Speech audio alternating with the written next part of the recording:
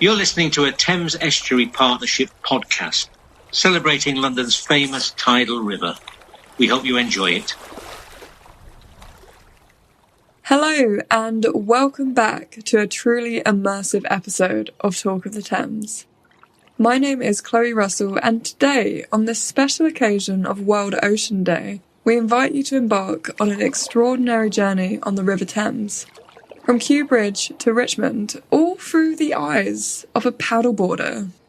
This episode promises to be an exciting and intimate experience as we dive into the world of paddleboarding while celebrating the magnificence of our local patch of the ocean, the Thames. As you listen, prepare to be transported to the water's edge, where the gentle lapping of waves and the melodies of birds serenade your ears. You'll hear the raw and authentic sounds of the paddle hitting the water, echoing the rhythm of our paddleboarder's journey. Our adventure takes us through West London, unveiling hidden gems, picturesque landscapes, and the captivating contrast between the vibrant urban life and the tranquil beauty of nature. We'll witness the dynamic interplay between the cityscape and the river, as our paddleboarder and our own Thames Estuary Partnership's data and training manager, Wanda Bodnar, navigates this remarkable stretch of the Thames. But that's not all. In this episode, we have a special treat for you. We sat down with Wanda outside of the waterway for an intimate interview. We delved deep into her world, exploring her connection to the river and her passion for protecting our precious waterways. Wanda shares her first-hand experiences and the joy she finds in paddleboarding, immersing you in her perspective. Get ready to be captivated by the stunning scenery, the ambient sounds of nature, and the rhythmic tales of the paddleboarder's journey on this World Ocean Day. So sit back, relax, and let the immersive experience transport you to the waters of the Thames. We hope you enjoy this unique episode, meticulously crafted to bring you closer to the beauty and wonder of London from the perspective of a paddleboarder. Let's dive in.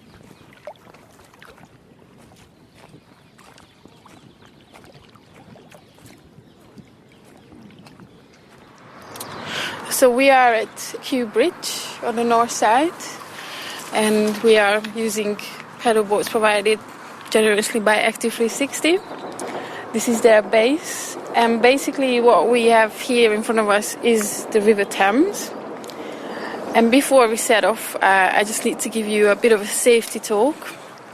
So first of all, it's quite important that you stick to the right-hand side. So that is the main navigational rule on the Thames. Any big objects, just try to stay away from it as well.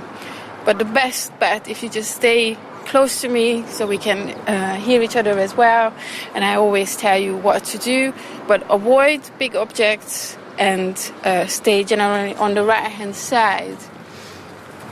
The other thing that is quite good to look at is the surface of the water, because that actually tells a lot. It tells you the direction of movement, it tells you where the wind is blowing from, if there's currents or anything that's on the surface of the water. It generally gives a good idea of your environment. Just to give a little bit of an overview of the Thames and where we are exactly. So when we talk about the River Thames, we actually talk about the whole of the River Thames, which is 345 kilometers long. It starts, the source of the Thames is at Gloucestershire, and then it comes all the way down here through London, flowing into the North Sea. Now, because of this connection to the North Sea, there is a section of the Thames which is tidal, which we call tidal Thames, or Thames Estuary, or within the sub-community we call it tideway. So the tidal Thames in this case is going up to Teddington, which is an artificial end to it. And basically it's being influenced by 2 high tides and 2 low tides in a day. It roughly changes every 6 hours. And actually the tidal range can be up to 7 meters. And if I'm correct, we will actually see that difference today because it's spring tide. So the high tide is going to be quite big. Now, if you're wondering what it means, what an estuary means, it's quite simple. Basically, an estuary is where fresh water meets the salty water. And because of the tidal influence and the fresh water coming down from upstream, here in the London area, we have this. We have the estuary, so we are basically connected to the sea. The sea comes in twice a day, and we can regard London as a coastal city because of that. There are other such coastal cities as well. For example, New York, that sits on the Hudson River, also an estuary. Brisbane, which sits on the Brisbane River. So all of these big cities really popped up along these estuaries, mainly because of the possibility to do trading via boats and ships and whatnot. Yeah? Okay, the other thing with regards to this tidal movement and the Thames estuary, which can sometimes throw off people, but perhaps that's more of a misunderstanding because other rivers in Europe will have the same color. So it's the brown color of the Thames, which can be off-putting, perhaps. But the brown color is actually because of the naturally occurring mud on the riverbed. The Thames would have been brown as well when the Romans arrived. So Thamesis actually means dark. That's how they call it as well. And we can see that because of this tidal movement, this constant mix of water with the constant change of the high and low tide, this mud is always mixing around, being resuspended within the water column, and then and that's what gives really the color of the water. And then when we start to go off, perhaps we can see as well that sometimes you can see that from the top, especially this is why paddleboarding is actually quite good as well, that you can actually see from the top that there are these brown clouds that you can see moving around on the surface of the water. So that's the mud, and that's what gives the color of the water. And it's also very important for wildlife. It's full of nutrients which generates plankton growth, which then helps the food chain going all the way up to the mammals. Yeah? And on our left there's a butterfly and about 30 Canadian geese. Yes. Float. They like to hang out here, and this spring period is a bit tricky with them because they're quite territorial and they can come at you. So just keep your distance. So that's the other thing. It's not just the objects, but obviously we need to respect wildlife as well. So keeping away from the birds, not disturbing them too much. What inspired you to start paddleboarding in London? So I started to paddleboard in 2014 when I lived in the Netherlands. And then when I moved back to London in 2016, I basically wanted to do something, or wanted to be somewhere where I could do paddleboarding. And then I did the usual search, and I found this company called Active 360, and I found that they do paddleboarding. But at the time, I didn't have my instructor qualification. And I wanted to I wanted to do the instructor just to be able to learn paddleboarding properly, because I learned it all by myself. And so in 2017, I went for one of the qualifications that you can get here in the UK. And then with that, I needed to have some shadowing hours clocked. And so I went to Active 360. That's how I met with Paul Hyman, and I started to do the shadowing. And then in that summer, they took me on as an instructor as well. So right now we're going to go up to Richmond with the incoming tide, which is going to give us a pretty nice speed. So you're not going to have to pedal too much, but just make sure that you avoid any big objects and just stay out of the way. And then if any big wave is coming, what you can do is try to turn your board against the incoming wave. Yeah, or just ride it out without falling in. Yeah, I can ride it out. Yeah, Yeah, give it a go. okay. So let me. How big is a big wave? It's a boat wash, depending on the speed of the boat and the size of the boat. Yeah, so just start to pedal forward, give it a go, see how it feels. What's your favourite route to take on the Thames, and why might that be? So I prefer the one that we actually took. So when we went up from Kew to Richmond, because that's the greenest part, really, and that's the most natural.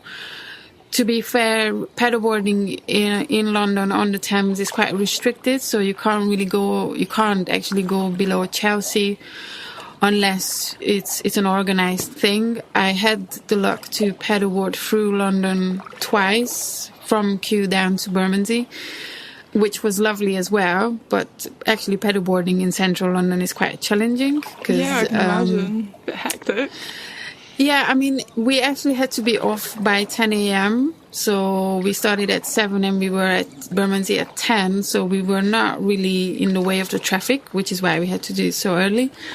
But in any case, because it's all built up environment, any sort of wave that's being generated just bounces back off from the river wall, and that makes it a little bit challenging. So I prefer to go up to Richmond or even go beyond that.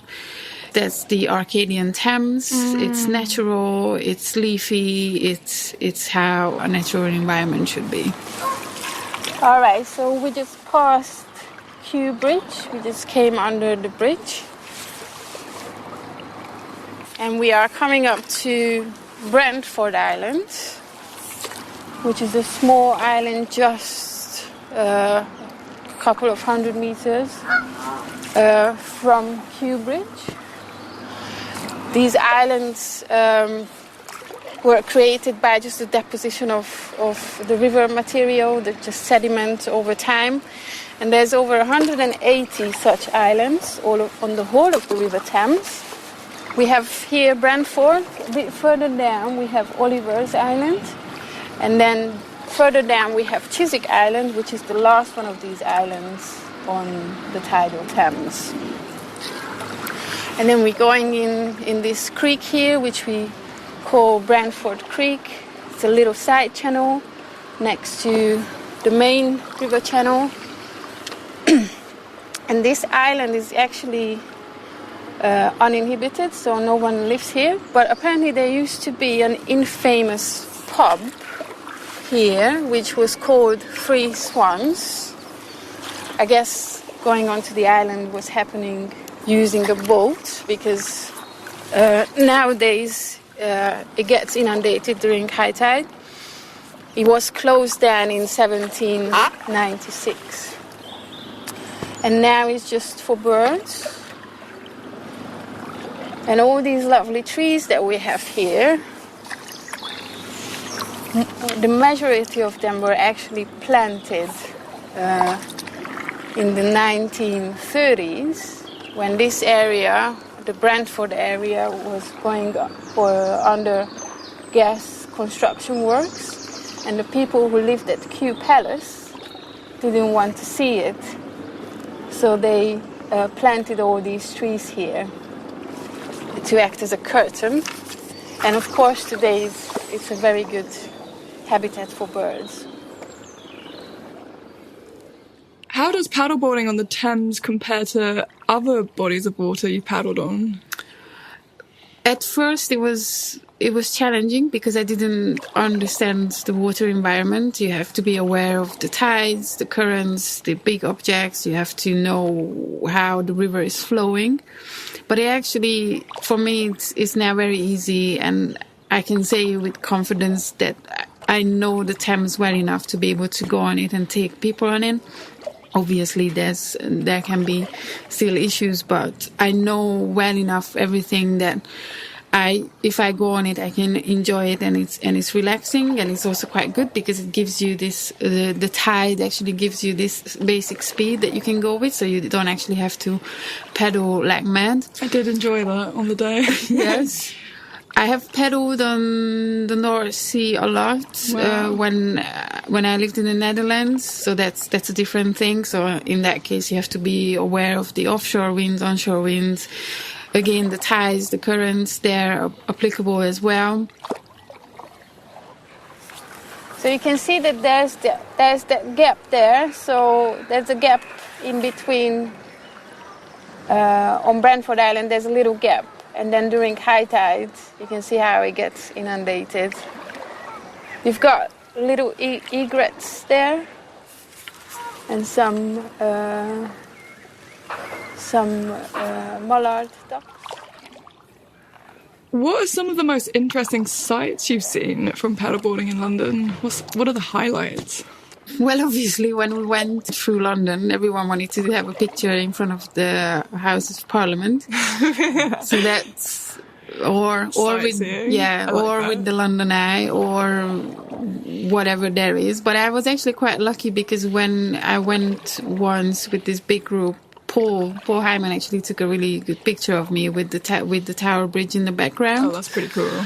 So, and that's something that keeps on popping up at various places. It's an unusual perspective. Yes, it is. It is. So this ship is interesting because this has been here, or boat. This has been here for ages, and now the vegetation is growing on it as well. And sometimes you can see foxes on it. Wow.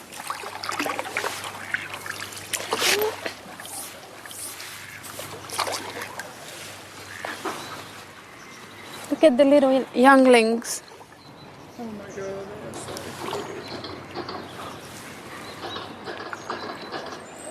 The water line along the boat, you can actually see how fast the tide is coming in, which is really hard to actually sense when you are on it. When you actually compare the speed to something, then it's quite clear. How does paddleboarding in London change throughout the seasons? Yes, I have to say that I'm not good with the cold. Yeah, me but too. there is a possibility to go out all year around. Oh wow! Active 360 does that as well. So does other companies. That's interesting. So it's not seasonal. No, it doesn't have to be. You just obviously there's no bad weather, just bad clothing. Thick your skin is. Yeah. So you have to dress properly. Mm-hmm. But there is something that I have never experienced, but I would really like to be able to actually... There can be winter mornings when there's this fog just settles on the Thames. I've seen pictures of it. Oh, that sounds magical. And that would be something that I would really like to be able to try. With Chloe, with me. Yes, sure, why not? And then I've seen images of these dense fog sitting on the river, but you can sort of sense or see that the sun is starting to rise and it's starting to break through and start to burn it off. Oh, that's gorgeous. So those mornings can be quite magical, I think. So that would be something that I would still need to try. Is that more in the winter? Yes, it is. Yes, yeah, that's more of a winter thing. It makes me think of Richmond Park when you get the fog and then you get like deer antlers popping over. Yeah, but also I really love the summer evenings. Oh. So like June, July evenings. Can't beat that. And where we were actually paddling, that's where the sun settles as well. So, and those evenings when it's warm and it's calm, normally the river traffic is down by then, and it's just you on the river, and it's that silence, and it's sunset and orange and red, and it's lovely. All right, so here on the right-hand side, here we have the Grand Union Canal, which joins the River Brant as well. And it actually joins the Regent Canal at Little Venice, which is close to Paddington. And then from there, it's what we call the Regent Canal, which goes down to Limehouse. And the Grand Union Canal actually runs all the way to Birmingham. And these canal systems, they were actually artificially created in the early 1800s. The main purpose was to carry cargo such as coal, timber, ice, fish, etc. to the industrial north. And the reason why we call towpath the area next to these canals, because these barges that were carrying these items were towed by a horse. And so that's why we call it towpath. And on the left-hand side, we have Kew Gardens, which is a World Heritage Site. And they have the largest and most diverse botanical collections in the world. But the river is nice and quiet. And we have the lovely birds as well. Ooh. What are some of the biggest challenges you face while paddleboarding in London, and how do you overcome them? Challenging can be during, for example, low tide session. It can be quite busy on the river because there's less water and there's less space. It can be that the wind direction changes and you sort of paddling through the river, but the wind is just coming into your face and you're just in this wind tunnel and you just, there's no way out of it. And well, obviously, if it's a very strong wind, then we wouldn't go out. But it can happen that the wind direction changes or the strength, or all of the sudden. But to be honest, I never really experienced any difficulties so far. So it's a very proactive setting when we go out and do the session. So we have to be well prepared with everything and understand the environment. And within the next 2-3 hours, there shouldn't be any problems or weather change or whatever. Do you get wind gusts like through channels within buildings? Can that be a risk? So that's more on the canal. So there's the Grand Union Canal where you can go and paddleboard as well. Yeah, they built all these taller buildings now. So those buildings will create these tunnels where the wind picks up and becomes stronger. So, but you are aware of these. So obviously you just make sure that you can come down to your knees or sit down or whatever works. Oh, interesting. Yeah, it's funny adapting to the city in that respect. Yeah, but then it's a different view to see the city from there as well. So there's, Absolutely. Yeah, and a pleasure as well. So in the background there we have Sion House. That's a building where from you can actually visit Sion Park as well. You can actually come into the garden during the summer period, especially during June, July evenings. This is where the sun sets in the background, and this area can be beautiful during the sunset hours, the colors, etc.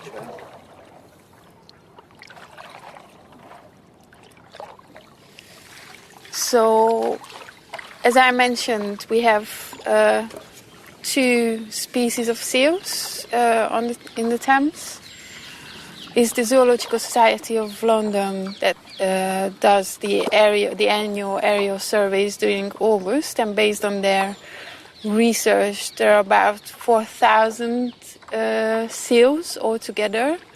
Grey seals are a bit more numerous than the harbour seals. You can distinguish grey seals and harbour seals based on the shape of their face. So harbour seals tend to be more like a cat, more cat-shaped, and grey seals are more like a dog, and they also tend to be bigger. And it's the harbour seal that we tend to see during the summer season. The reason being then that's when they give birth to their pups, and that's when they also molt. And molting is something that happens annually. And what happens then is that they gradually lose their fur, And during that process, they need to be out of the water more often, because obviously they can get cold as well. So that's when we tend to see them sort of basking on the sunshine. Down at Oliver's Island, at that area, they tend to hang around if we are lucky to see them. 2020 was quite busy in terms of seal sightings, mainly because of the reduced traffic on the river. That's when I saw most of the seals as well. And basically, in terms of seals, this is their natural habitat, this is their environment, this is where they're meant to be. And if we're lucky enough to see them, we just have to make sure that we keep our distance and basically ignore them, but obviously appreciating the encounter. When they lay on the foreshore or on the beach somewhere, even down the coast, we really have to make sure that we don't disturb them, because if the seal looked at you, then it clocked you, and that means that the seal is in fight or flight mode. And actually, seals can get stressed in the sense that if they suddenly need to go into the water, then it can be cold for them as well. Because before a seal goes into the sea or the river, they make a conscious decision, and it takes about 30 seconds for them to prepare themselves. And by preparation, we mean that they divert their blood flow towards the center of their body, and then they remain warm.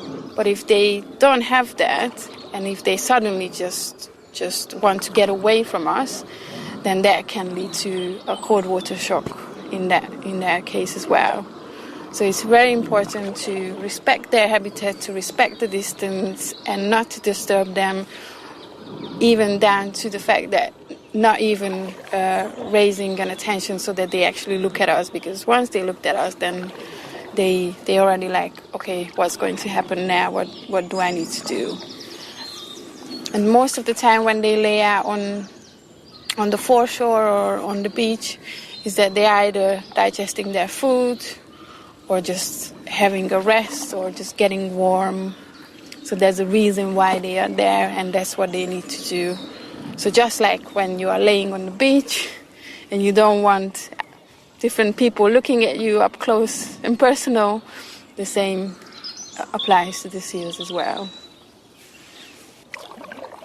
How do you think paddleboarding contributes to your understanding of London's waterways and ecosystems? Well, it depends. So if you decide to go and paddleboard and hire, for example, on the Grand Union Canal, and if you're interested, then you can obviously search and find interesting things. You can find out about the canal system, and the same can happen with the Thames.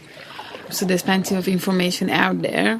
But that specific session that we went on to, so this is something that Active 360 delivers specifically, these Thames Natural History Tours. And you're the leader. Where I talk about the river when I take up people onto the river, so that I try to explain a bit more about this environment in a way that they don't come away and think that it's not something where you shouldn't be.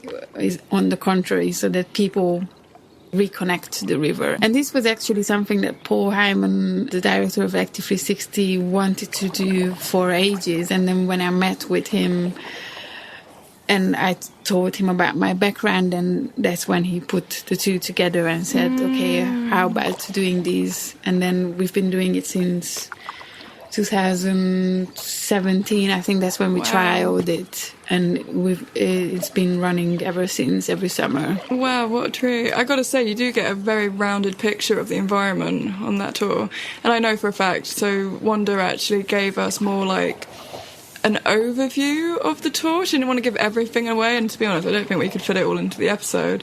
But what you did tell me was very interesting, and I am very curious to hear the rest of the anecdotes. Yeah, so you can come on to one of these sessions, and then you can have the full rundown. Yeah, definitely. So we are at an area called Isleworth, and here we have, on the left, we have Isleworth Island. And Isleworth Island is actually, the whole thing is a nature reserve. It is maintained by the London Wildlife Trust. You can only go onto it with special permission. One of the reasons why it is a quite important area is because we have two rare species of air-breathing land gastropods that live on the island. It's the two-lipped door snail or Thames snail and the German hairy snail that we can find here. And the island was actually once the center of production of osier, which is a willow which was used to make these baskets and to carry fruit and vegetables, etc. And it's a really nice area. So here we are actually on this channel, and there's a boatyard area here. But on the other side, when we come back, you will see that it's really nice and lush and green. So my next question, before we move on to... So this is coming out on World Ocean Day. Happy World Ocean Day, everyone. But before we get into that, I've got one last general question. What advice would you give to someone who is interested in trying paddleboarding in London for the first time? Look at the weather. Well, obviously there are various options. With Active 360, people can come onto the Grand Union Canal or go onto the Thames. Just look at the website. They can find the different sessions at different times, different locations, and just be prepared that the weather can be different on a day than what the forecast said. Just be prepared with clothing and shoes. We don't do barefoot at all on the Thames, so you need to have closed-toed shoes that you don't mind getting wet and muddy, and just come out and enjoy. It's a really good thing to do because it really switches you off. You are on the board, you're looking around, you sort of want to make sure that you stay on the board, so there's an extra focus required, and that's what I get out of paddleboarding, that it really puts me into this so-called flow where you just completely switched off and you're just there and everything else is gone, and you don't think about anything else, and you can just be there and just be one with nature, and that's a really good way of sort of relaxing, at least for me. Absolutely, and it's funny actually because I completely agree with your switching off, but at the same time you're so open-minded, and it's just, it goes back into the title of this episode. It just gives you such a unique perspective of I mean, there's a lot of local listeners in London, and it's just an angle that you've just never seen before. It's magical. Yeah, I mean, obviously London has its ups and downs, but there are bits and pieces of this lovely city where you can just go out and just reconnect with nature and be either in the forest or on the river or both, as we saw as well. So nice. And you just switch off, and you don't have to go far. It's all here on our doorstep. I mean, London has lots of green and blue spaces, and actually almost half of London is green as well. So we can all just, if we need to, just switch off from that grey, red mind and turn to that blue mind if you go to the river or forest bathing or... Oh, I love forest bathing. Oh, yeah, such a fan of both those things. Yeah, big fan. In this concrete jungle, you kind of need it. Yeah. Okay, so here in front of us, just going towards Richmond, we have the Richmond Lock and Weir, which is a Victorian-built footbridge. It was opened in 1894, and it is maintained and operated by the PLA, which is the Port of London Authority. And as we go closer, you will see that within these arches, if you look up, you will see that there are these vertical steel sluice gates. And what happens is that 2 hours after high tide, until 2 hours before the next high tide, these gates are lowered down, and they will keep the river in the upstream part of the bridge. And the reason why they had to do this is because basically currently we have the modern London Bridge. Before that we had the new London Bridge, and before that we had the old London Bridge, which actually stood for 600 years. It was an absolutely amazing structure. It had 19 arches. It was a very dense structure, and these 19 arches with the corresponding piers or bridge footings acted as a dam, and so they stopped the incoming tide, and with that the river wouldn't really drain away with the outgoing tide upstream of it either. And that was the default position for 600 years. And when they removed that, they suddenly realized that, okay, the river is draining away here because we don't have that dam effect anymore. And so that's why they built this bridge here.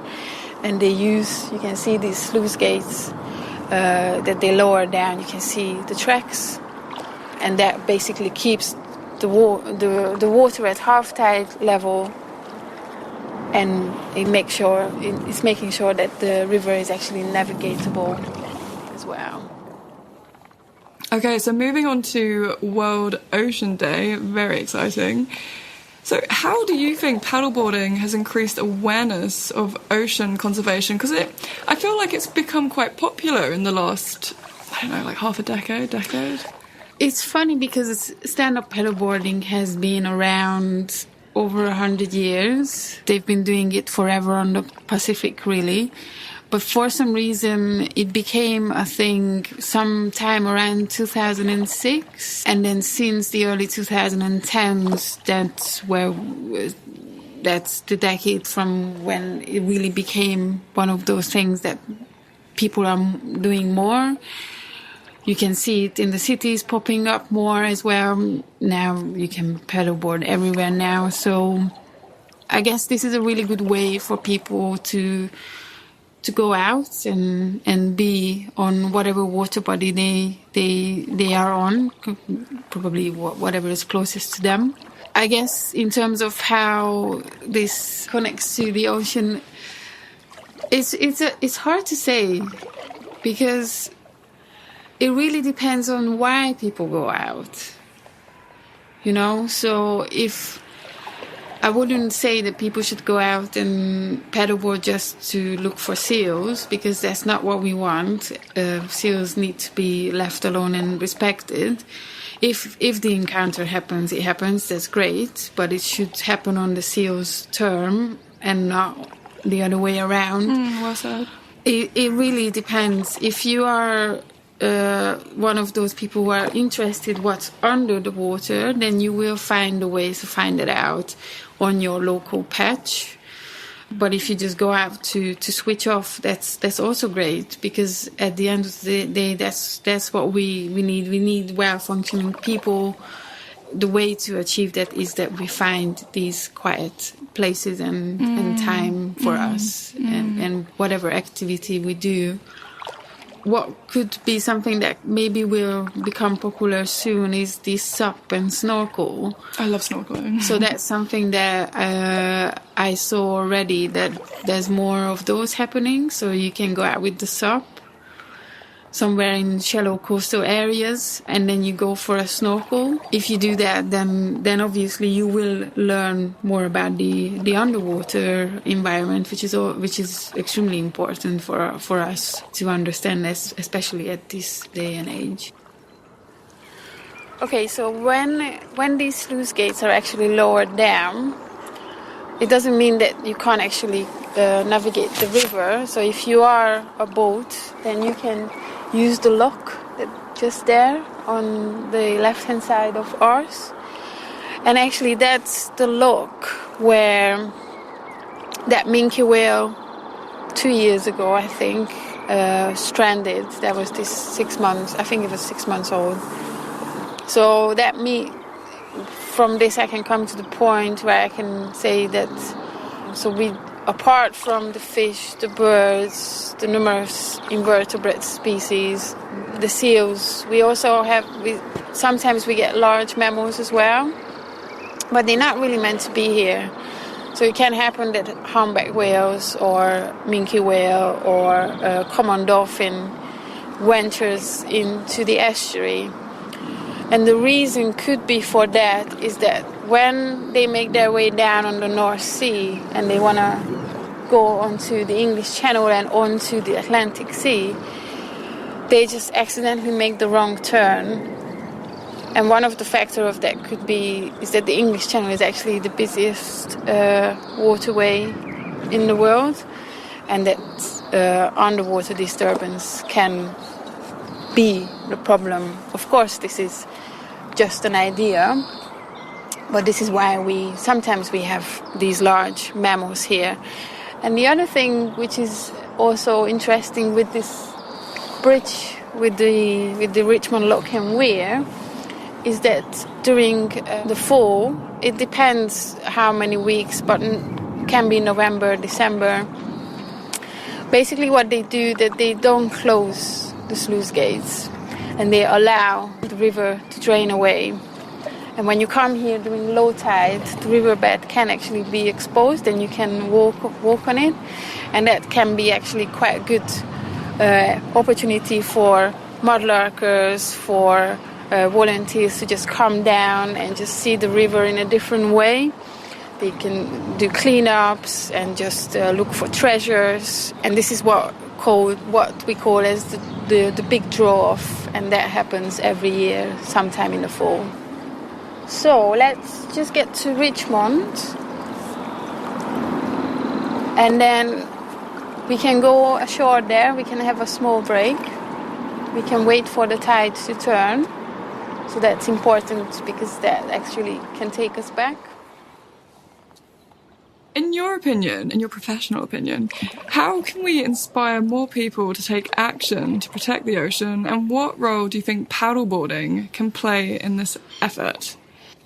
So just like what we're trying to do, paddleboarding can help open up people's eyes and mind in terms of finding out more about the local environment and understanding it more. And after understanding perhaps comes appreciation and love, and then people will protect what they love. But what we all need to make sure that the littering is a big issue, plastic pollution is a big issue, overfishing, overconsumption is an issue.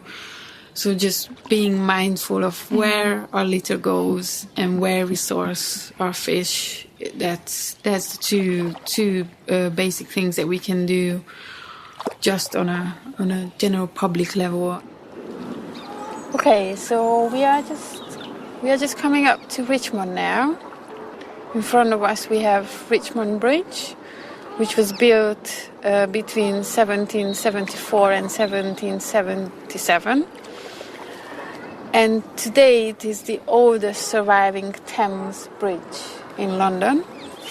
And on the right-hand side, here we have Corporation Island.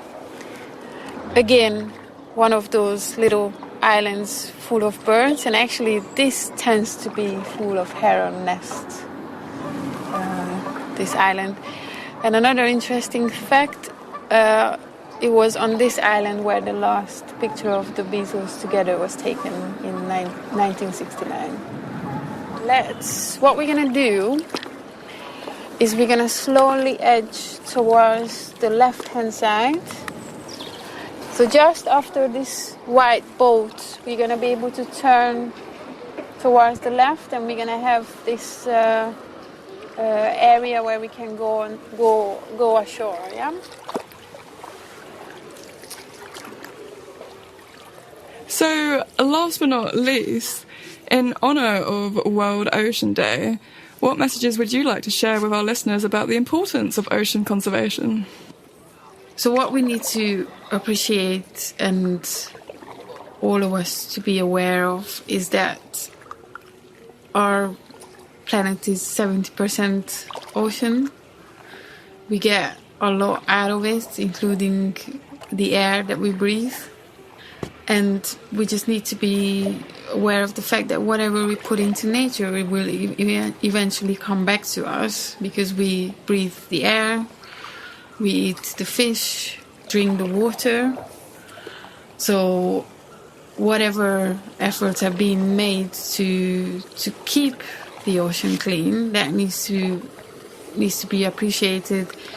And that if people can support local charities like us, for example, Thames Estuary Partnership is a charity. We do a lot around the Thames, then please do support us one way or another, because we really do trying to make sure that our waterways here in London, especially the Thames, remains intact, and in fact, hopefully on the long run, it can become a much more biodiverse and a very interesting place for a lot of us to actually go out and just enjoy, because that's what this is all about, just appreciating and enjoying nature. Okay, so we are in Richmond now, which is quite busy as always. It is a lovely little area here. And although we can't actually see it anymore, I thought I would mention about mudlarking and mud and all that. So mud has an interesting property, which is that it doesn't hold any oxygen.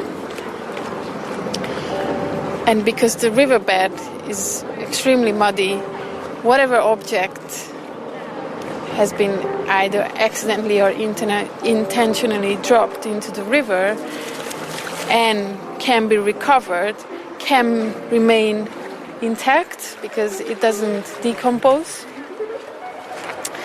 And so basically the whole of the Thames area can be regarded as an archaeological site. And there are mudlarkers who by hobby go down to the riverbed and look for treasures, and they can find items going back to thousands of years.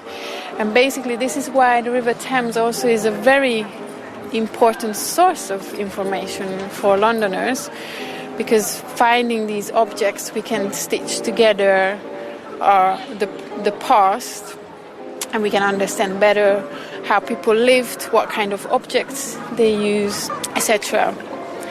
So again, another reason why we must value this river.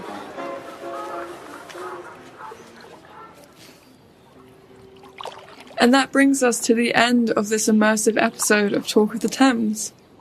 We hope you enjoyed this unique journey through the perspective of a paddleboarder, exploring the beauty of the River Thames from Kew Bridge to Richmond. Before we go, we want to express our sincere gratitude to Wanda, as her knowledge and love for the river have truly enriched this episode. We also have an exciting announcement to make. Today, at the Thames Estuary Partnership, we are launching a new course, Introduction to the Thames Estuary. This course is open to everyone who wants to learn more about the history, biology, and ecology of the Thames. You can find out more details about the course in the show notes of this episode. We'd also like to extend a special thanks to Paul Hyman and his company Active 360 for generously providing us with their top-notch paddleboarding equipment. If you're inspired by Wanda's journey and want to experience a Thames Natural History paddleboarding tour yourself, be sure to visit the Active 360 website for more information. On this World Ocean Day, we encourage each and every one of you to cherish our ocean and waterways and to take action in protecting these invaluable resources. Together, we can make a difference.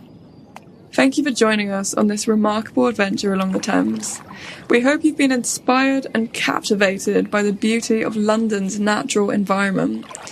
Remember to check out the show notes for more information about our brand new course, and until next time, happy World Ocean Day.